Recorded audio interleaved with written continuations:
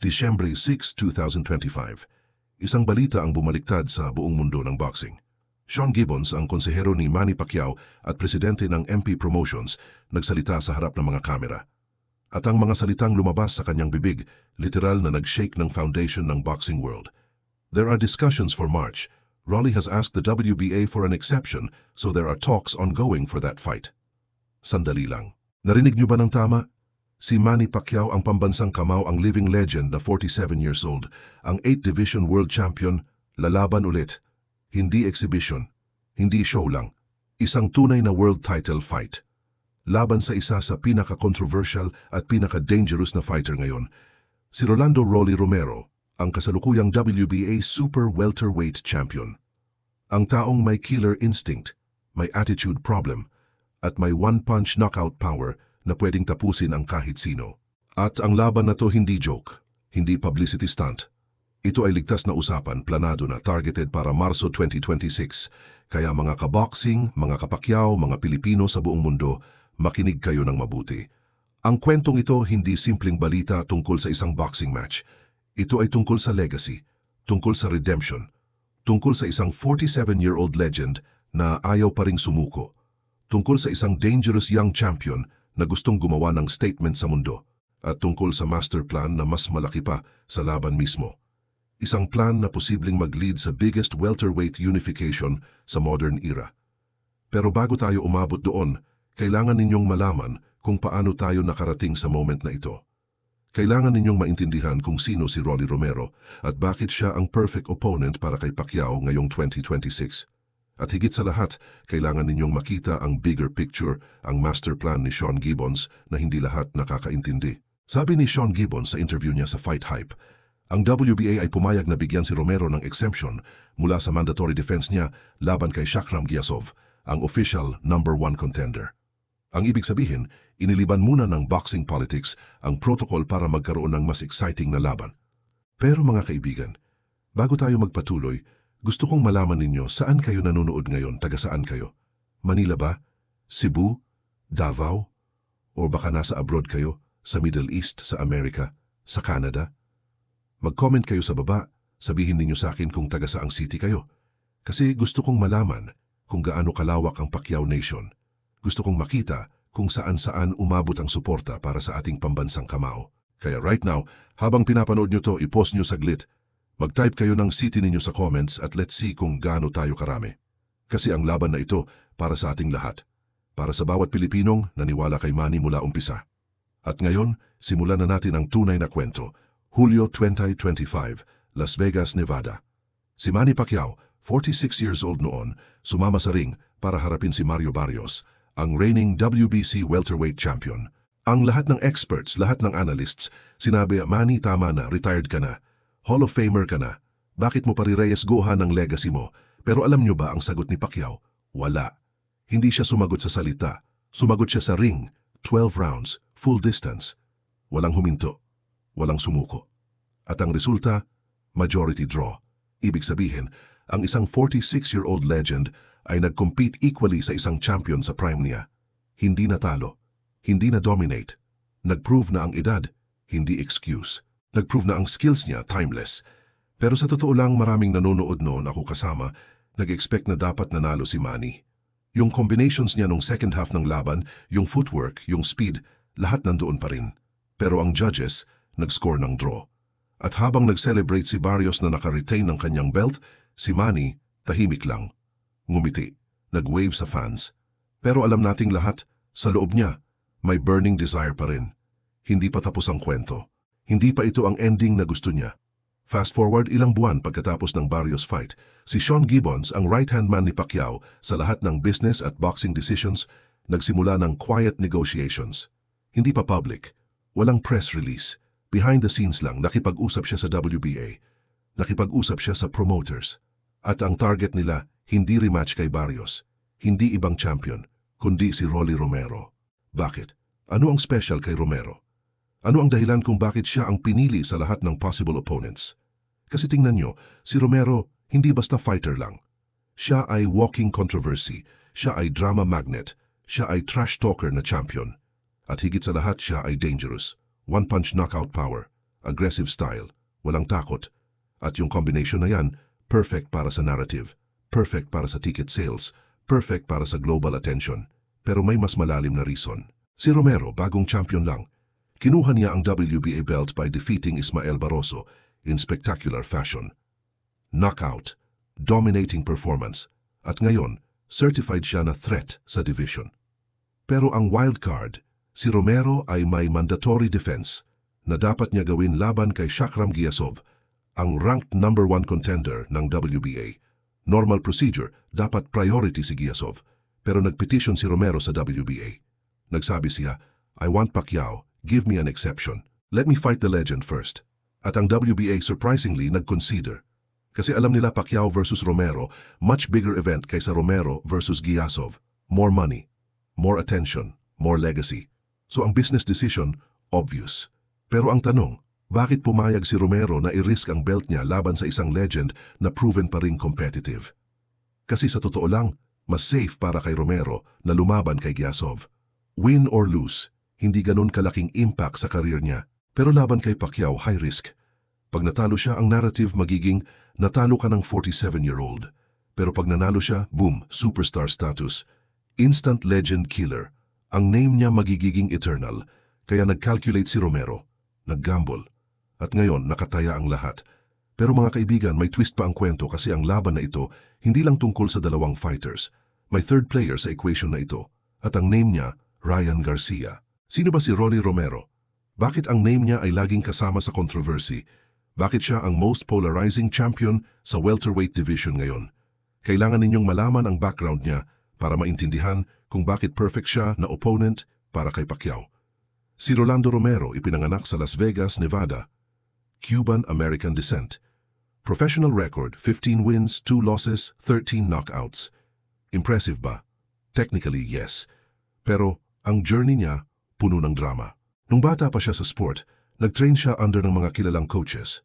Nag-develop ng aggressive come-forward style, hindi defensive specialist, hindi technical wizard, kundi brawler, puncher, killer instinct. At yung style na yan, exciting para sa fans, pero risky para sa fighter mismo.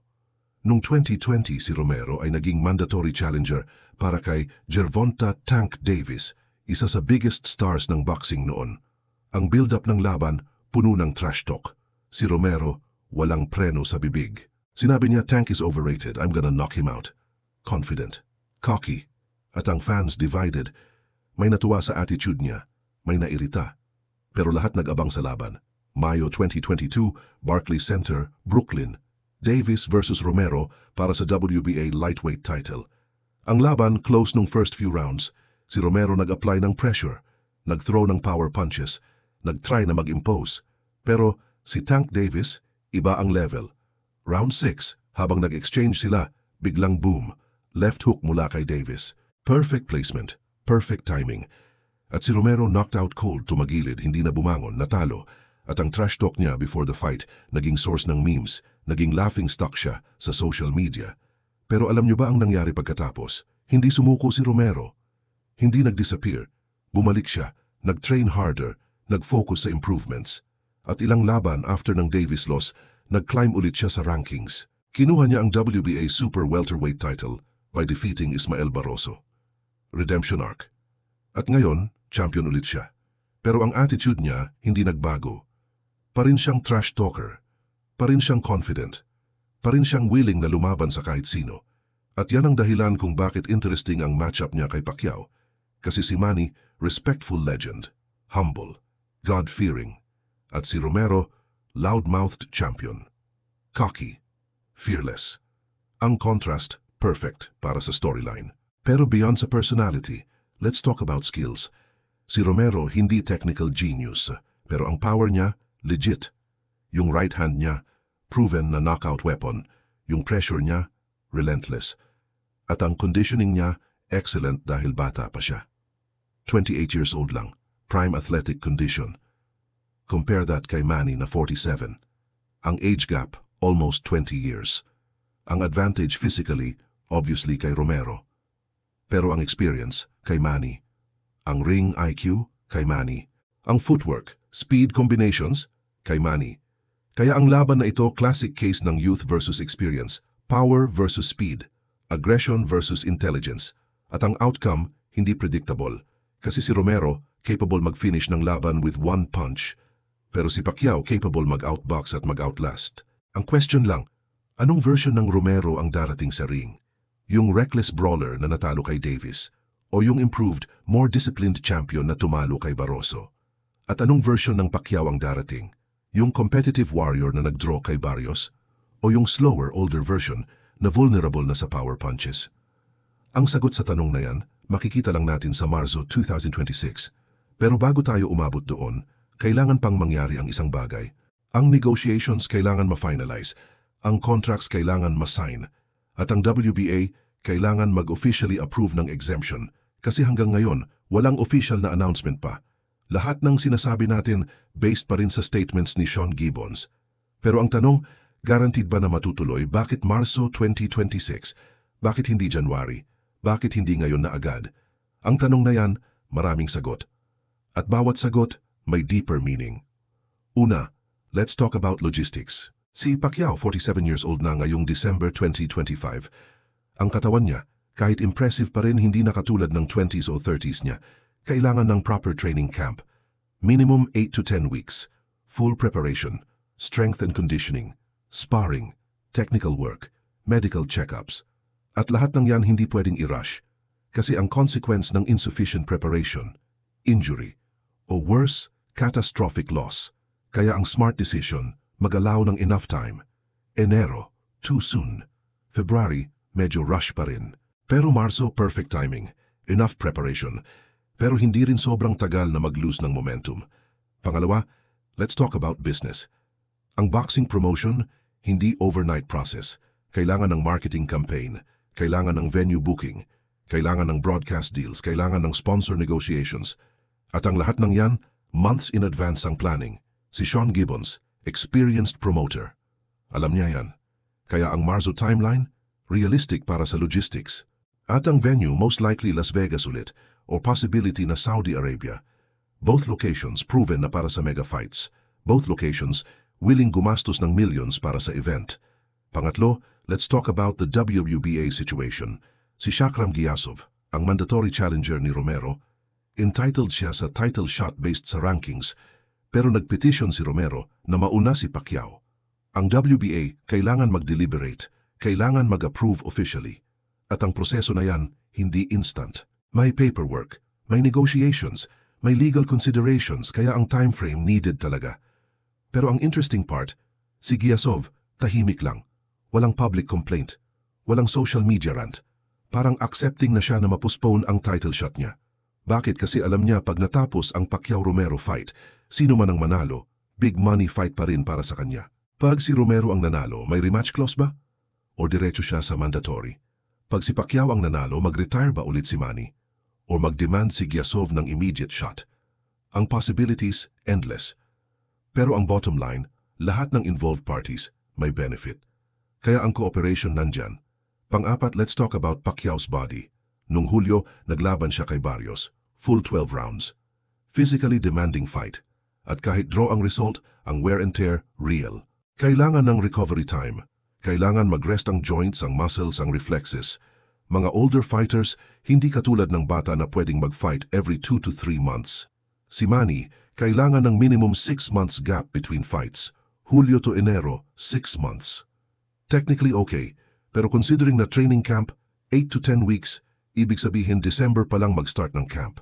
Too close sa holidays, too close sa family time, at si Pacquiao, family man. So ang practical decision, mag-push to Marso. Mas comfortable ang timeline, mas healthy ang preparation. At panglima, let's talk about the bigger plan kasi ang laban na ito, hindi standalone event, part siya ng master plan. At ang master plan involves another major fight, Ryan Garcia versus Mario Barrios. Si Ryan Garcia, former lightweight champion, charismatic, popular, social media superstar, may 10 million plus followers sa Instagram. Bata, 26 years old, may speed, may power, may hype. At si Barrios, ang current WBC welterweight champion. Yung same na nakipaglaban kay Pacquiao nung Hulyo. Ang laban nila, nakaschedule na daw. At according kay Sean Gibbons, Kung mananalo si Ryan Garcia kay Barrios at mananalo si Pacquiao kay Romero, ang next step, unification fight. Pacquiao versus Garcia para sa both WBA and WBC titles. Ang laban na yan, mega fight, generational clash, legend versus rising star, Filipino icon versus Mexican-American superstar. Ang hype, unprecedented. Kaya ang revenue, billions. Kaya ang Marzo timeline para sa Pacquiao-Romero, strategic. Kasi by mid-2026, ready na ang unification if ever. Pero ang wildcard, ano kung matalo si Pacquiao kay Romero? Ano kung matalo si Garcia kay Barrios? Ang plan ba, babago? O may backup scenarios? Alam nyo, sa boxing walang guaranteed. Lahat ng plans pwedeng mag-shift based sa results. Pero ang beauty ng setup na ito, kahit sino ang manalo, may exciting next step. Pag si Romero ang nanalo kay Pacquiao, instant superstar status siya. Ang next opponent niya could be Garcia if nanalo si Ryan, o could be Barrios if natalo si Ryan. Pag si Pacquiao ang nanalo, legend status niya mas lalo pang tataas. At ang opponent niya, depende sa Garcia-Barrios result. Either way, ang welterweight division nag-heat up. Ang fans, panalo. Ang boxers, panalo. Ang promoters, panalo. Win-win situation. Pero ang challenge, ma-execute ang lahat ng pieces ng puzzle. Ma-finalize ang negotiations. Ma-deliver ang performances. Ma-avoid ang injuries kasi one wrong move, bumagsak ang buong plan. Kaya ang pressure ngayon, hindi lang kay Pacquiao o kay Romero. Ang pressure, nasa buong team. Sa promoters, sa managers, sa WBA, sa lahat ng stakeholders. At ang deadline, lumalaki everyday. Kasi nung December na, Enero, February, March, mabilis lang yan. At pag nag-delay ng sobra, baka maubusan ng window. Baka mag-change ang circumstances, kaya ang urgency, real.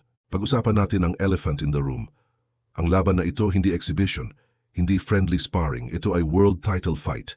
Legitimate, sanctioned ng WBA, recognized ng boxing community. At ang stakes, mataas.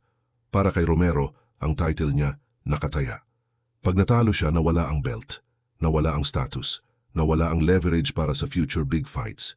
Kaya ang motivation niya, mag-defend, mag-prove na hindi fluke ang championship niya, mag-show na deserve niya ang respeto. Para naman kay Pacquiao, ang legacy niya nag-evolve. Pag nanalo siya, siya ay magiging oldest welterweight champion sa modern era. Siya ay mag-prove ulit na ang edad, hindi barrier. Siya ay mag-inspire ng millions na ang retirement, hindi final. Ang comeback possible pa rin, pero pag natalo siya, ang critics ay magsasabi, dapat nag-retire ka na lang after Barrios. Ang doubters ay magsasabi, tama na Manny, huwag mo nang i-risk ang health mo. At ang question ay magiging, hanggang kailan ba talaga si Pacquiao? Noong October 2025, ilang weeks after ng announcement ni Sean Gibbons tungkol sa Romero fight, may exclusive interview si Manny sa isang Filipino sports network.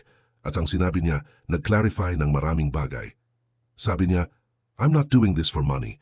I'm not doing this for fame.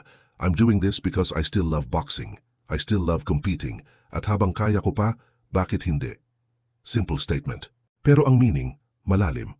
Kasi si Pacquiao billionaire na, may businesses, may investments, may properties sa Pilipinas at abroad. Financially secured na ang family niya for generations. So ang motivation niya, hindi monetary. Ang motivation niya, pure passion. Pure love sa sport. At yan ang reason kung bakit inspiring siya. Kasi sa mundo ngayon, lahat ay tungkol sa pera, tungkol sa clout, tungkol sa social media likes. Pero si Manny, nag-fight pa rin dahil gusto niya. Dahil ang boxing, parte ng identity niya, parte ng soul niya. At kung tatanungin ninyo ako, respeto ko yan, kahit 47 years old na siya, kahit risky na. Respeto ko ang desisyon niya na mag-continue. Kasi sino ba tayo para sabihin sa kanya na tumigil? Sino ba tayong mag-dictate kung kailan siya dapat mag-retire? Ang desisyon na yan sa kanya lang. At kung ready siya, kung determined siya, suportahan natin. Pero siyempre, may concern din. Ang health risks para sa older fighters, documented na. Ang reflexes, slower na. Ang recovery time, mas mahaba. Ang vulnerability sa head trauma, mas mataas. At ang possibility ng serious injury, hindi pwedeng i-ignore.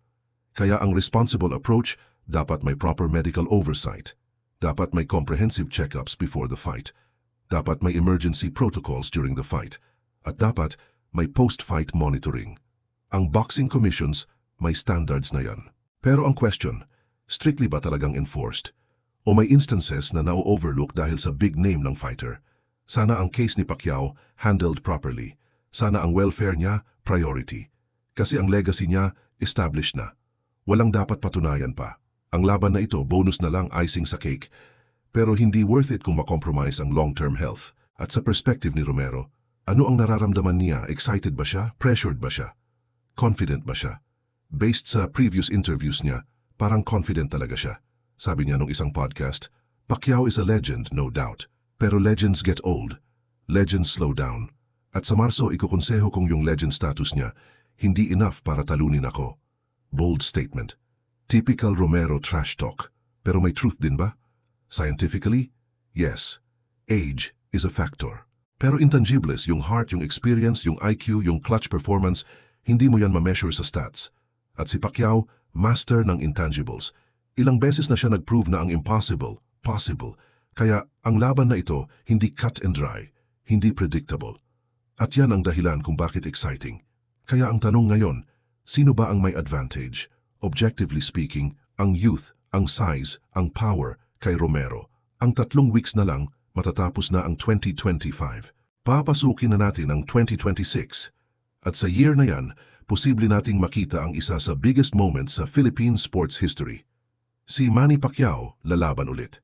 Hindi para sa pera, hindi para sa fame, kundi para sa love ng sport, para sa passion niya, para sa legacy na gusto niyang i-complete. At ang opponent niya, si Rolly Romero, isa sa most dangerous punchers sa welterweight division, isa sa most controversial champions, at isa sa most motivated fighters na gustong gumawa ng statement. Ang laban, Marso 2026. Ang venue, most likely Las Vegas o Saudi Arabia. Ang stakes, WBA Super Welterweight title. At ang implications, beyond boxing. Ito ay about proving na ang edad hindi limit. Ito ay about showing na ang Filipino spirit never dies. Ito ay about legacy, redemption, at glory. Pero bago tayo umabot sa Marso, maraming kailangan mangyari. Ang WBA kailangan mag-officially approve. Ang contracts kailangan masign. Ang marketing kailangan mag-start. At ang training camps kailangan mag-begin. Si Pacquiao most likely mag-start ng camp by January. 3 buwan ng intense preparation, road work every morning, gym sessions every afternoon, sparring every other day, strict diet, full focus, zero distractions. At sa training niya, si Freddie Roach, ang legendary coach, involved pa ba? O may new team na si Manny? Based sa latest reports, si Buboy Fernandez, longtime assistant ni Freddie at current head trainer ni Pacquiao, ang mag-lead ng camp. Si Freddie, semi-retired na, pero consultant pa rin, may input pa rin, may guidance pa rin. Kaya ang continuity ng training philosophy, nandyan. Ang adjustments based sa age at current condition, nandyan din. At ang goal, simple. Bring Pacquiao sa ring na 100% ready. 100% conditioned. 100% sharp. Pero realistic ba ang expectation na yan? Pwede bang maging 100% ready ang isang 47-year-old fighter laban sa 28-year-old champion? Ang sagot, depende. Depende sa genetics. Depende sa lifestyle. Depende sa dedication. At si Pacquiao, proven na ang genetics niya exceptional. Ang lifestyle niya disciplined. At ang dedication niya unquestionable. Kaya ang possibility na dumating siya ng competitive, malaki. Ang possibility na manalo, realistic. Pero ang guarantee, wala. Kasi sa boxing, walang guaranteed. Isang punch lang, tapos na ang laban. Isang wrong move, knockout na. At si Romero, certified knockout artist. Kaya ang approach ni Manny, kailangan perfect, kailangan strategic, kailangan calculated. Hindi pwedeng puro brawl, hindi pwedeng puro aggression. Kailangan may game plan, kailangan may adjustments, at kailangan may discipline to follow the plan kahit nag-hit na ang laban. Pero alam natin si Pacquiao, warrior. May times na nag-ignore ng game plan dahil sa instinct. May times na nag-go sa brawl mode dahil sa pride. At ang tendency na yan, pwedeng maging advantage o disadvantage depende sa situation. Ang challenge ni Buboy at ng team, i-manage ang warrior instinct na yan, i-channel ng tama. Para effective pero hindi reckless. Ang balancing act na yan, crucial. Kaya ang training camp, hindi lang physical, mental din, psychological din. Preparation sa lahat ng scenarios. Preparation sa lahat ng possibilities. At sa kabilang side, si Romero, ano ang preparation niya? Based sa previous camps niya, intense din. Full contact sparring, heavy bag work, conditioning drills. At ang focus niya, knockout. Hindi decision, hindi points, kundi finish. Early knockout kung possible. Kasi alam niya, sa later rounds, ang advantage niya bumababa. Ang experience ni Pacquiao lumalabas. Kaya ang strategy ni Romero, start fast, apply pressure early, land big shots early, at hoping na makatch niya si Pacquiao with the perfect punch. Ang game plan na yan, simple pero effective. Lalo na kung ang execution, precise. Pero ang problem, si Pacquiao, master sa adjustments. Master sa reading opponents. Master sa surviving early storms. Kaya ang Romero's plan kailangan flawless. Kailangan walang mistakes. Dahil one mistake, si Manny mag-capitalize agad. Ang boxing fans sa buong mundo, divided ang opinions. May mga tao na excited, may mga tao na worried, may mga tao na skeptical. At lahat ng yan valid. Ang excited camp, sinasabi, this is gonna be fireworks. Pacquiao's speed versus Romero's power, legendary. Ang worried camp, sinasabi, Manny's too old. This is dangerous, he should retire. Ang skeptical camp, sinasabi, is this fight even real o publicity stunt lang? At ang sagot sa last question, based sa statements ni Sean Gibbons, real nga. Ongoing na ang negotiations, target na ang Marzo. At ang WBA, in talks na regarding the approval. So ang probability na matuloy, high. Pero until may official announcement, may element of doubt pa rin. Kaya ang fans, nag-aabang, nag-i-refresh ng news sites, nag-check ng social media, hoping na may update, hoping na may confirmation. At pag dumating ang official announcement, expect na mag-explode ang internet, expect na mag-trending worldwide, expect na millions of reactions. Dahil ang laban na ito transcends boxing. Ito ay cultural event. Ito ay Philippine pride. Ito ay generational moment. At ang bawat Pilipino, feeling invested, feeling part ng journey. Kaya ang pressure kay Manny, hindi lang from himself, from the nation din, from millions na umaasa, from millions na nananalig. At ang burden na yan mabigat, pero alam natin si Manny sanay na sa pressure, sanay na sa expectations, sanay na sa buong bansa na nakadepende sa kanya. Ilang dekada na niyang dinadala yan. Mula pa noong wala siyang wala, hanggang ngayon na legend na siya.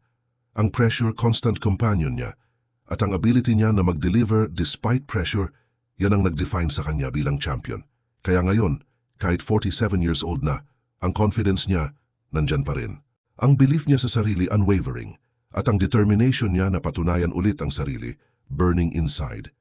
Pero realistic ba tayong lahat? Realistic ba ang expectation na makakaya pa niya?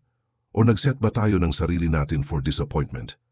Ang sagot, makikita lang natin sa Marzo. Ang countdown, nagsimula na. Ang anticipation, tumataas every day. At ang excitement, hindi mapigilan. Kasi sa dulo ng araw, ito ang boxing. Ito ang sport na minamahal natin. At ito ang moment na naghihintay tayo. Kaya mga kaibigan, handa na ba kayo? Handa na ba kayong sumuporta? Handa na ba kayong makita ang pambansang kamao sa ring ulit? Dahil ang Marso 2026 darating na. At ang laban na ito, hindi lang laban ni Manny, ito ay laban natin lahat. Pero habang nag-aabang tayo ng Marso, may isa pang tanong na kailangan nating sagutin. Ano ba talaga ang ultimate goal ni Pacquiao? Bakit ba talaga siya bumalik? At ano ang mangyayari after ng Romero fight? Kasi ang kwento, hindi nagtatapos sa isang laban. May bigger picture, may master plan. At ang plan na yan, involves ang pangalan na binanggit na natin kanina. Ryan Garcia. Si Ryan Garcia isa sa most popular boxers ngayon. Social media superstar. May millions of followers. Bata, guwapo, talented. At ang star power niya, undeniable. Pero ang boxing skills niya, questionable pa. May doubters. May critics na nagsasabi na puro hype lang siya, na mas magaling siya sa Instagram kaysa sa ring. But recent performances niya, nag-improve. Nag-mature ang boxing IQ niya, at ang power niya, proven. Kaya ang matchup niya kay Mario Barrios, intriguing. Si Barrios tough veteran, former champion, tall, Ranjay, technical, at ang laban nila scheduled supposedly for early 2026 din, around the same time frame ng Pacquiao Romero. Ang timing hindi coincidence. Kasi according kay Sean Gibbons, may grand plan. Pag nanalo si Pacquiao kay Romero at pag nanalo si Garcia kay Barrios, ang next step, unification. Pacquiao versus Garcia, WBA versus WBC, legend versus young star, Filipino icon versus Mexican-American sensation. Ang laban na yan, potentially bigger than Pacquiao Mayweather. Potentially mas malaki ang revenue. Potentially mas explosive ang build-up. Kasi si Garcia, hindi katulad ni Mayweather na defensive specialist. Si Garcia, aggressive fighter, knockout artist, willing to trade, willing to engage, at yan ang style na entertaining para sa fans. Ang matchup with Pacquiao, stylistically perfect, speed versus speed, power versus power, youth versus experience, at ang trash talk potential unlimited. Kasi si Garcia, vocal, active sa social media, hindi takot mag-trash talk. At si Pacquiao, kahit respectful, hindi umaatras sa challenge, kaya ang build-up ng laban na yan, explosive. Imagine the press conferences. Imagine the face-offs. Imagine the weigh-ins. Ang tension, tangible. Ang excitement, through the roof. At ang pay-per-view numbers, record-breaking. Pero ang question, realistic ba? Realistic ba na mangyari yan? Kasi maraming factors involved. Una, kailangan manalo si Pacquiao kay Romero. Hindi easy task. Si Romero, dangerous. One punch, tapos na. Pangalawa, kailangan manalo si Garcia kay Barrios. Hindi guaranteed din. Si Barrios, proven champion. Tough, durable, skilled. Pangatlo, kailangan mag-agree both camps sa terms, money split, venue, date, regulations. At alam natin, negotiations sa boxing, complicated. Pang-apat, kailangan healthy pa rin si Pacquiao after Romero fight, walang major injury. Kaya pang mag-training camp ulit. At panlima, kailangan willing pa rin si Manny na mag-continue kasi pwede naman siyang mag-retire after Romero if nanalo siya. And on top, leave the sport as champion. Pero based sa statements niya, mukhang hindi pa siya tapos. Mukhang may gusto pa siyang patunayan at ang Garcia fight, perfect finale. Perfect ending ng legendary career. Pero bago tayo mag-ahead ng sarili natin, focus muna tayo sa Romero. Kasi yan ang immediate challenge, yan ang next hurdle. At yan ang laban na kailangan panalo ni Manny para mag-continue ang master plan. Kaya ang March 2026, critical. Ang preparation, crucial. At ang execution, kailangan perfect. Dahil one loss tapos ang Garcia plan, one injury tapos ang comeback, one bad performance tapos ang legacy building. Ang stakes, napakataas. At si Pacquiao, alam yan. Ang team niya, alam yan. Ang buong Pilipinas, alam yan. Kaya ang pressure, collective. Ang anticipation, national. At ang hope, universal. Sabi ng isang boxing analyst sa isang podcast, Pacquiao at 47 is still more entertaining than 90% of fighters in their prime. Strong statement, pero may point. Kasi ang entertainment value ni Manny, hindi nabawasan. Ang ability niya na mag-deliver exciting fights nandyan pa rin. At ang connection niya sa fans, stronger than ever. Kaya kahit risky ang laban kay Romero, ang support, overwhelming. Ang fans, willing to take the risk with him. Willing to believe. Willing to hope. At yan ang power ng legacy. Yan ang impact ng decades ng excellence. Yan ang result ng consistent na pag-deliver ng memorable performances. Si Pacquiao hindi na kailangan mag-prove ng anything. Pero ang choice niya na mag-continue, respected ng lahat. Kasi yan ang essence ng champion. Hindi sumusuko, hindi tumitigil, patuloy na lumalaban, patuloy na nag-aaymang mas mataas. At yan ang lesson na dapat nating matutunan. Hindi lang sa boxing, sa buhay din. Ang perseverance, ang resilience, ang refusal to quit kahit mahirap na. Dahil yan ang nag-define ng true champion. Pag-usapan natin ang financial side ng laban na ito. Kasi sa totoo lang, ang boxing ngayon business na din, hindi lang sport. At ang business side important para maintindihan kung bakit nangyayari ang certain decisions.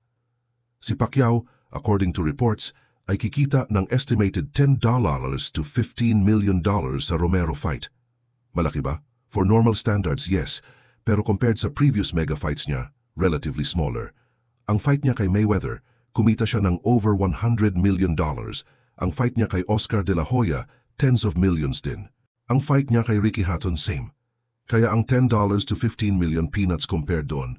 Pero ang context, different. Nung prime niya, siya ang A-side. Siya ang bigger draw. Siya ang may mas malaking leverage. Pero ngayon, si Romero, current champion. May leverage din, kaya ang split more balanced. Probably 60-40 in favor of Pacquiao o baka 55-45. Depende sa negotiation. At si Romero, kikita din ng multi-million. Probably biggest payday ng career niya so far. Kaya motivated talaga siya na i-push ang laban. Motivated na mag-perform well. Kasi ang exposure na makukuha niya, invaluable. Win or lose, ang name niya, magiging household name after. Ang future earning potential niya, mag-increase significantly. Kaya ang laban na ito, Win-win sa financial aspect para sa both fighters. Pero beyond sa fighters, pag-usapan din natin ang promoters. Si Sean Gibbons at MP Promotions, kita din dito. Si Golden Boy Promotions o kung sinong promote si Romero, kita din.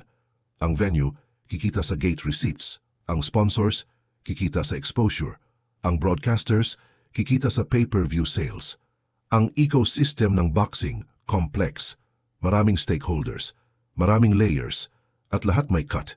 Kaya ang total revenue ng laban distributed sa maraming entities. Pero ang bottom line, profitable pa rin for everyone involved. Kaya nga nag-push ang laban. At ang fans, kami, tayo, magbabayad para manood. Whether through pay-per-view o streaming o live attendance. Kaya technically kami ang ultimate source ng lahat ng pera na yan. Kami ang nag-sustain sa boxing economy. At ang return natin, entertainment, excitement, emotional investment, at ang satisfaction na nakita natin ng ating idol na lumaban. Worth it ba? Para sa true fans, absolutely. Pero may casual fans na mag-hesitate. Mag-question kung worth it ba ang $70 or $80 for pay-per-view. At yan ang challenge ng promoters. Convince the casual fans na worth it. Convince them na ang laban na ito hindi boring, hindi one-sided, kundi competitive, exciting, unpredictable. At ang marketing campaign focused doon. Highlight ang danger ni Romero. Highlight ang competitiveness ni Pacquiao despite age. Highlight ang stakes. Highlight ang legacy implications. At build the narrative na ito ay must-see event. Isa sa strategies, mag-release ng training footage. Ipakita si Pacquiao na fast pa rin, strong pa rin, ready pa rin. Ipakita si Romero na powerful, confident, dangerous. Create the perception na both fighters nasa best condition. Create the anticipation na ang laban explosive. At judging from past campaigns ni Gibbons, magaling siya doon. Marunong mag-build ng hype, marunong mag-craft ng narratives. Kaya ang expectation, successful ang marketing, successful ang ticket sales, successful ang pay-per-view buys, at successful ang overall event. Pero habang nagpapayaman ang lahat sa laban na ito, may isang group na hindi kumikita. Ang fans na hindi afford, ang fans na nasa provinces na walang access sa pay-per-view, ang fans na gustong manood pero limited ang resources.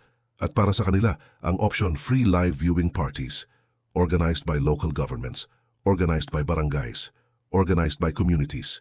Yan ang Filipino culture. Kapag may Pacquiao fight, nag-gather ang buong community, nag-set up ng projector sa basketball court, nag-prepare ng food, at nag-celebrate together. Ang experience na yan priceless, hindi replaceable ng solo viewing sa bahay. Kasi ang energy ng crowd, ang collective excitement, ang shared emotions, yan ang nag-make ng Pacquiao fight special sa Pilipinas. Yan ang nag-create ng national unity. Yan ang nag-remind sa atin na kahit may differences tayo politically, religiously, economically, united tayo sa support kay Manny. At ang unity na yan, rare, precious, at powerful. Kaya ang March 2026, hindi lang boxing event. Ito ay national celebration. Ito ay cultural phenomenon. Ito ay moment na maghihirap ang buong bansa. Papasok ang businesses, hihinto ang traffic, magiging ghost town ang streets. Kasi lahat nasa harap ng TV, lahat nanunood, lahat nananalig. At ang pressure na nararamdaman ni Pacquiao, imagine natin, ang buong bansa umaasa, ang buong mundo nanunood, ang legacy niya nakataya, ang pride natin nakadikit sa performance niya. Paano kaya ang feeling na magdala ng burden na ganyan? Paano kaya mag-cope? Paano kaya mag-focus despite ng external pressure? Ang sagot, mental strength, psychological conditioning, at years ng experience dealing with pressure situations. Si Pacquiao, hindi na bago sa ganito. Decades na niyang ginagawa. At ang coping mechanism niya, documented na. Prayer, faith, family, training, routine, discipline. Yan ang foundation niya. Yan ang source ng strength niya. At yan ang dahilan kung bakit kaya niya pa ring mag-deliver kahit matanda na. Kasi ang foundation, solid. Ang mindset, unshakable. At ang purpose, clear. Pero may moments ba na nag-doubt siya? May moments ba na nag-question kung worth it pa ba? Siguro meron kasi tao lang din siya. Hindi robot, may emotions, may fears, may insecurities. Pero ang difference niya sa iba, ang ability niya na i-overcome ang doubts. Ang ability niya na i-transform ang fear into motivation. Ang ability niya na mag-rise above sa challenges. At yan ang mark ng true champion. Hindi yung walang takot, kundi yung may takot pero lumalaban pa rin. May doubts pero nag-push pa rin. May risks pero tumataya pa rin. At yan si Manny Pacquiao. Yan ang essence niya. Yan ang legacy niya. Hindi lang ang wins, hindi lang ang titles, kundi ang spirit, ang heart, ang refusal to quit, at ang embodiment ng Filipino fighting spirit. Kaya kapag tinanong ninyo ako kung bakit importante ang laban na ito, yan ang sagot ko. Hindi lang ito tungkol sa boxing. Ito ay tungkol sa US, sa ating identity, sa ating pride, sa ating values, at sa ating belief na kahit gaano kahirap, kaya nating lumaban, kaya nating manalo. Ngayong nasa last stretch na tayo ng kwento, pag-usapan natin ang ultimate question. Ano ang mangyayari sa March? Sino ang mananalo? At ano ang implications ng result? Let's break it down. Scenario 1, si Pacquiao ang manalo. Clear victory, unanimous decision o knockout pa. Ang reaction explosive. Ang Philippines mag-celebrate ng nationwide. Ang social media mag-trending worldwide. Ang headlines, legend defies age. Pacquiao proves doubters wrong. 47-year-old champion shocks the world. At ang legacy ni Manny mag-ascend to new heights. Siya ay magiging symbol ng perseverance, symbol ng excellence, symbol ng Filipino greatness. At ang next step, ang Garcia fight, ang unification. Ang final mega fight, ang perfect ending ng career. Scenario 2, si Romero ang manalo. Close decision, controversial judging. Split decision siguro. Ang reaction, mixed. May disappointed, may accepting, may nag-question ng judging. Pero overall ang sentiment, Manny gave his best. Romero was just younger and stronger. At ang legacy ni Pacquiao pa rin intact. Kasi ang expectation, hindi na siya manalo. Ang expectation, competitive lang siya. At kung nag-deliver siya ng competitive fight, yun na yun. Mission accomplished. Walang shame sa pagkatalo against younger champion. Scenario 3, si Romero ang manalo. Early knockout. Devastating finish. First few rounds pa lang, tapos na. Ang reaction, shock, concern, worry. Ang sentiment, dapat nag-retire na si Manny. Too dangerous na for him to continue. Time to hang up the gloves. At ang legacy niya, may question mark. May, what if he stopped earlier, narrative. May concern na tainted ang final years niya with bad losses. Scenario 4, draw ulit. Parang Barrios fight. Controversial decision. Ang reaction, frustration, dissatisfaction, demand for rematch. Ang fans, mag-feel na robbed. Ang both fighters, mag-claim na dapat sila ang nanalo. At ang boxing politics mag-expose ulit. Ano sa tingin ninyo ang most likely scenario? Based sa current conditions, ang realistic prediction, close fight, competitive rounds, possible Pacquiao decision. Kasi ang skills niya nandyan pa rin, ang experience niya advantage, at ang preparation niya thorough. Pero ang wild card, ang Romero's power. Isang tamang suntok, game over. Kaya ang prediction, hindi guaranteed. Ang anything can happen factor, high. At yan ang beauty ng boxing, ang unpredictability, ang drama. Ang possibility na ang underdog manalo, or ang favorite mag-dominate, or ang unexpected twist. Yan ang nag-keep sa atin na hooked. Yan ang nag-make ng boxing na exciting. At yan ang dahilan kung bakit worth it ang panoorin. Kasi hindi scripted, hindi predetermined, real competition, real stakes, real emotions, at real consequences. Ngayong December 2025 na, less than 3 months na lang, March na. Ang countdown, real. Ang anticipation, building. At ang excitement, palpable. Si Pacquiao, nasa training mode na siguro. Si Romero, preparing na din. Ang teams, finalizing strategies. Ang promoters, crafting marketing campaigns. At ang fans, naghihintay, nag-aabang, nag-pray. Hoping na matuloy. Hoping na walang injury. Hoping na maganda ang laban. Hoping na happy ang ending. At ang hope na yan, shared ng millions. Across Philippines, across the world. Kasi si Pacquiao, hindi lang Filipino icon, siya ay global icon. Siya ay inspiration sa lahat lalo na sa mga nag-struggle, sa mga underdog, sa mga walang-wala na nag-dream ng malaki. Kasi ang story niya, proof na possible. Proof na ang galing sa kahirap pwedeng umabot sa pinakataas. Proof na ang dedikasyon, discipline at determination nag-lead sa success. At ang lesson na yan applicable hindi lang sa boxing, sa lahat ng aspect ng buhay, sa career, sa relationships, sa personal goals, sa lahat. Kaya ang impact ni Pacquiao transcends sports. Ang legacy niya eternal. At ang March 2026 fight, isa palang chapter sa epic story niya. Isa palang proof na kahit matanda na, kaya pa. Kahit mahirap na, susubukan pa rin. Kahit risky na, lalabanan pa rin. Yan si Manny Pacquiao. Yan ang pambansang kamao at yan ang dahilan kung bakit mahal natin siya. Hindi lang dahil sa panalo, kundi dahil sa spirit, dahil sa heart, dahil sa kung sino siya bilang tao, bilang Filipino at bilang champion. Kaya mga kaibigan, tandaan natin, ang March 2026 special date. Mark your calendars, clear your schedules, prepare your viewing parties, kasi ang laban na ito, once in a lifetime, ito ay history in the making. Ito ay moment na ikukwento natin sa mga anak natin, sa mga apo natin. Ito ay part ng Philippine history, part ng boxing history, at part ng our collective memory bilang nation. Ang Pacquiao versus Romero, hindi lang laban, ito ay celebration ng life, ng career, ng legacy, ng lahat ng achievements ni Manny sa loob ng decades. Ito ay tribute sa greatest Filipino athlete of all time. At ito ay reminder sa lahat na ang imposible, pwedeng gawing possible. Basta may pangarap, may dedication, at may refusal to quit. Yan ang message, yan ang lesson, at yan ang legacy na iiwan ni Manny Pacquiao sa ating lahat. Kaya suportahan natin siya, ipanalangin natin siya, at maniwala tayo na sa March 2026, makikita natin ang magic ulit, makikita natin ang greatness ulit, at makikita natin kung bakit siya ang Pacman, ang People's Champion, ang pride ng Pilipinas. Mabuhay si Manny Pacquiao, mabuhay ang Pilipinas, at mabuhay tayong lahat na naniniwala sa power ng dreams.